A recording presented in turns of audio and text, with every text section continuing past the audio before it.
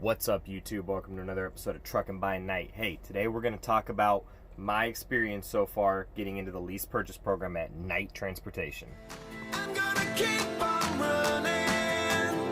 I'm gonna fight till I get to the top. With every step I know that I'm not gonna stop. So you want to get into the lease purchase program over here at Night Transportation? First thing, stop. Let me ask you this. Comment down below, put your answer. I'm not going to critique you or anything, but I just want to know, what is your reason for wanting to do a lease purchase? What is your end goal? If you don't know your end goal, lease purchase is not for you. If you're looking to just get a truck and trade it in down the line, lease purchase is not for you. But if you're looking to actually own a truck, maybe grow a fleet, something of that nature, maybe something to consider. But hey, just comment down below. Let me know what's your reasoning behind wanting to get into it. But let's talk about what I've had to go through so far to get into the lease purchase program over here at Night Transportation. First things first, they do have a 1-year OTR requirement. You have to have 1 year over the road in the division that you're trying to run in. You also have to have 90 days with the company. The 90 days can be waived under certain circumstances, but I don't recommend it. Just do the 90 days. Because if you haven't done at least 90 days with a company, how do you know whether you even like them? How do you know if you like that DM? How do you know if you like the loads they have, the lanes they have, the home time? So just go ahead, do your 90 days with the company, find out whether you like them or not, find the right DM that's going to work with you. The miles is everything over here. The next thing you're going to have to do is you're going to have to get in touch with one of the leasing specialists, which is going to either be Deanna or Heather. If I'm not mistaken, I believe Heather handles everything on the East Coast and Deanna handles the West Coast. So you're going to call them and they're going to go over some questionnaires with you. The first question is going to be, how much is your rent or mortgage? The reason they're asking these guys, and be honest, because they don't want to set you up for failure. They're trying to make sure that your expenses are going to be able to be covered as well as take care of the truck. So just answer the questionnaire, like I said. Just simple things like car payment, things like that. They just want to kind of get an idea for how much money you need to make. The next thing they're going to do, they're going to send the paperwork over to your safety manager or your driver development manager. They're going to go through, your driver development manager is going to call you, or if you're there, walk through it with you. They're going to ask you, have you had any tickets in the last 3 years? Have you had any at-fault accidents? Basic things like that. At that point, it's going to get sent to the regional safety department for corporate safety. They're going to actually pick your logs apart bit by bit. So you got to make sure you don't have any issues whatsoever with your logs. If you've been logging out of your ELD and driving hundreds of miles to try to bypass it, don't, guys. It's going to screw you in the long run. So just don't even bother with it. Make sure your logs are squared away, because they will go through and critique anything you have done. The next thing after that, they're going to call you and they're going to say, hey, you've either been approved to do a lease or, sadly, you've been declined. In my case, I was approved. Not an issue. At that point, what they're going to do is they're going to go through the list of trucks they have with you. In my case, I wanted a truck that was from the Phoenix terminal. No offense to any other terminals across the United States, but I know that shop, I know how they take care of the trucks, and I know they're meticulous. For the most part, as well as they can be. So she showed me the list, and they happen to have on there a 2015 International Pro Star. It's red with a ISX 15 Cummins in it and a 13-speed manual transmission. I've driven manuals for years now, so I was okay with that, and it gives me the chance to get a little bit better fuel mileage, because most of their automatics are going to be like 10-speed automatics if it's an International, or a 12-speed automatic in a Volvo. So I just opted to get the manual, get the 13-speed. It actually came with a 9-speed in it originally, because they do that for the company drivers just to make it easier for them to learn back when they use the manuals. So it's like $300 for me to have them convert it to a 13, put the back half of the transmission on it, the airlines, so forth. As well, the truck that I picked does not have an inverter in it. So I paid the $400. And they're going to go ahead and install the inverter, have that all mounted and everything before I ever get into the truck. Next thing you're going to do, once you get go to look at the truck, they're going to route you to whatever terminal it's at. You're going to go over everything on that truck. Look it over top to bottom. Make a list. Anything you see that needs to be repaired or might need to be repaired, write it down. They're going to put it on a list. That way it gets done before it comes back into in processing to get your truck number. At that point, you're going to have to put a down payment on the truck. It's going to be $500. No credit check, no nothing like that. Basically what that is, that's a holding fee and a cleaning fee, because they are going to have somebody professionally detail the truck. So if you decide, you know, maybe lease purchase isn't for me and you back out of it, that's basically just to cover those fees. And it barely even does that. But the $500 can be done as a certified check. It can be a money order, or it can be a personal check. Cannot be cash, it has to be some sort of check. Not a big issue. Any Walmart or anywhere like that can make you a money order if you need to. You actually have a week from the date you pick the truck to actually put that $500 in, and they can actually overnight it from any terminal.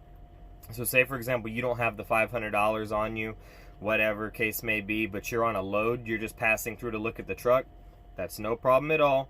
You can go ahead, get the money order the next time you go to a Walmart or wherever, and then just give it to any terminal, and they'll send it to Deanna and Heather. That way they can get it processed. Now, after you've done that point, it's just going over the paperwork, going over the numbers, deciding how long the lease is going to be for. So in my case, it's actually going to be 98 weeks. It's $400 a week, which really isn't bad for that truck.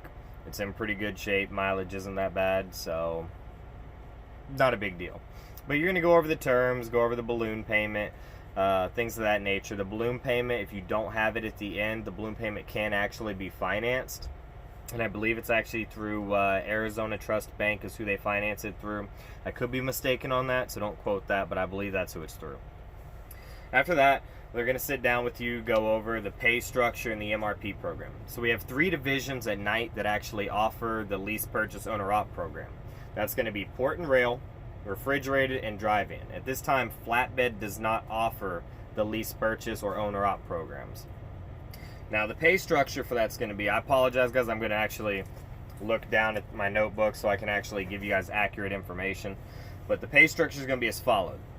On the refrigerated side, if you do anywhere from 1 mile to 275 miles, it's going to be $1.46 a mile plus the fuel surcharge.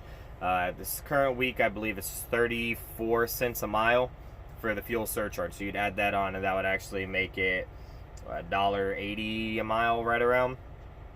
276 to 550 miles is going to be $1.22 a mile plus fuel surcharge. 551 miles and up is going to be $1.10 plus fuel surcharge. So right at like $1.44 to $1.46 depending. Fuel surcharge is going to fluctuate every week, so you have to adjust for that. And they will put it out typically on Thursday or Friday, is what was explained to me, what the new fuel surcharge for the week is.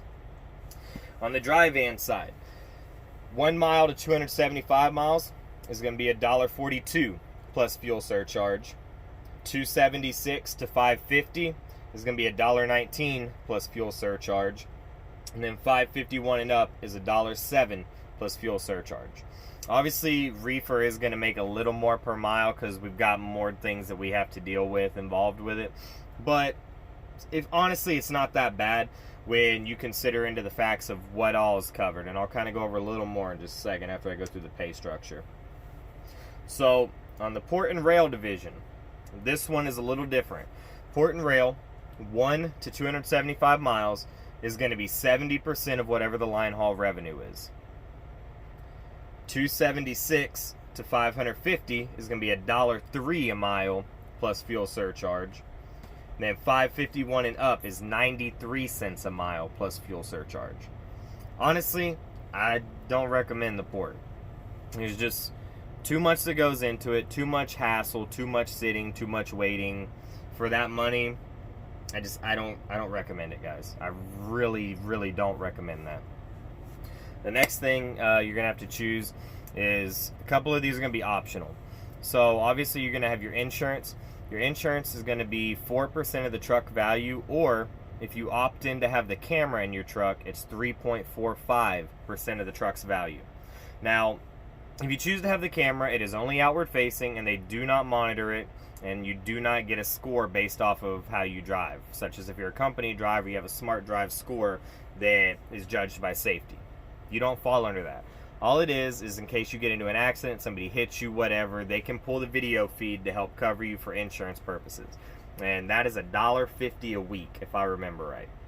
The next thing is going to be your Easy Pass and Pre-Pass. Your Easy Pass Pre-Pass is what's going to get you bypasses at way stations as well as cover your tolls. If you go through a toll route while you're on a load, there is a Pre-Pass approved toll. You don't have to pay for it, from my understanding. The only thing you have to pay for is if you want an out-of-sanction toll. So say, for example, you're in Florida, and Florida only has SunPass for their toll road. That would actually have to be paid for by you, so it would be charged on your settlement. You're also going to have your liability, or you don't have to do cargo insurance, so you just got liability and damage, and then you've got your bobtail insurance. Your bobtail insurance is like $12 a week. So altogether, you're talking, depending on your truck payment, maybe $650 or so a week for fixed expenses there. The next thing is you're going to have 2 maintenance accounts. You're going to have a maintenance escrow account and an MRP. The MRP is basically an extended warranty while you're paying on the truck. The maintenance escrow account is 5 cents a mile, if I'm not mistaken. And then the MRP starts at 7 cents a mile. But you can choose to add or change that based off how much money you want to put in there. Now, for the MRP program, the way they do it is they've got 3 categories. They've got things that are covered 100%, things that are covered 80%, and then things you have to pay for yourself. Now, things that are covered, just to give you a few examples, I'm not going to go through the entire list because that's going to take forever. But some of the things that are completely covered would be like the AC high-low pressure cutoff switches, the carrier case, bushings, bearings, axle shafts, axle hub bearings. Some of the things that you would only have to pay 80%, and this is what I think is really cool, the ECM, the transmission, the engine. So that means if your engine blows, they cover 80% of the cost of a new engine. A new engine's anywhere from like $28,000, $32,000. You're only talking about paying $5,000 or $6,000 that you're actually going to pay to get a brand new engine. Where else are you going to get that? Some of the things that you're going to have to cover yourself is going to be like accessorial stuff is what I typically look at it as. So like batteries, battery cables, tires, brakes, glass, like if there's carpet in the truck, like all that is something you're going to have to cover. Which is not a big deal, guys. That's not a big deal at all. But that kind of goes over everything. If you do have any questions, feel free to drop them in the comment section below or shoot me an email. My email is always in the description box. As well, if you are looking into the lease purchase program and you are already over here at Night Transportation, I will put Deanna's contact information down in the bottom. And I'll put, I don't think I have Heather's phone number, but I will put Heather's, I'll just put both of their emails in the description box down below. That way you can reach out to them if you have any questions, want to look into it, see what trucks are available, go from there.